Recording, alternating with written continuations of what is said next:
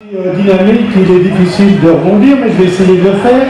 Donc d'abord, je vais vous souhaiter un bonsoir à tous, et puis mes meilleurs vœux, bien que les vœux de la commune, ça soit la semaine prochaine, ici dans la même salle. Donc, je vais vous parler du Noah. Le Noah est un vin qui a été interdit parce qu'il rendait fou. Il a été cultivé ici au début du XXe siècle. Ce n'est pas le cépage original de la région avant l'épidémie de phylloxéra.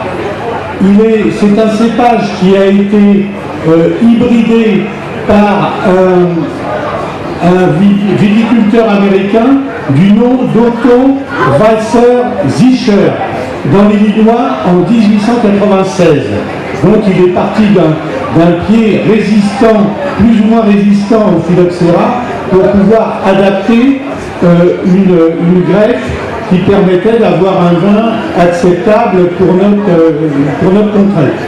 Ce vin, il a été cultivé ici et il en reste quelques pieds. J'ai moi-même dans mon jardin, j'ai 2 pieds de Noah.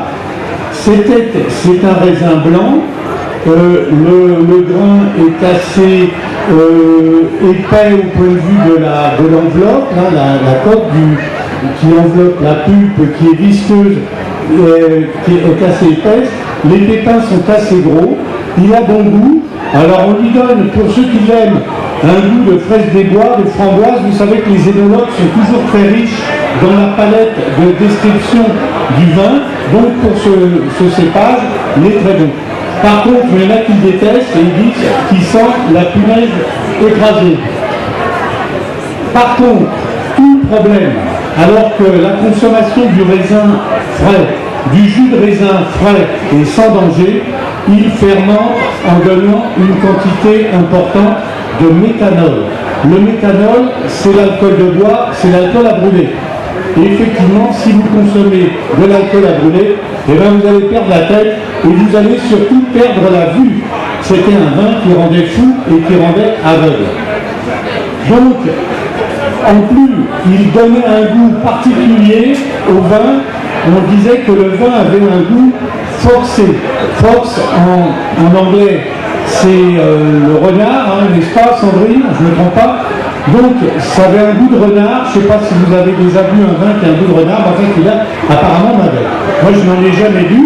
Néanmoins, c'est un vin qu'on trouve encore sous le manteau à l'île de la Réunion, dans une catégorie qui s'appelle le demi-doux.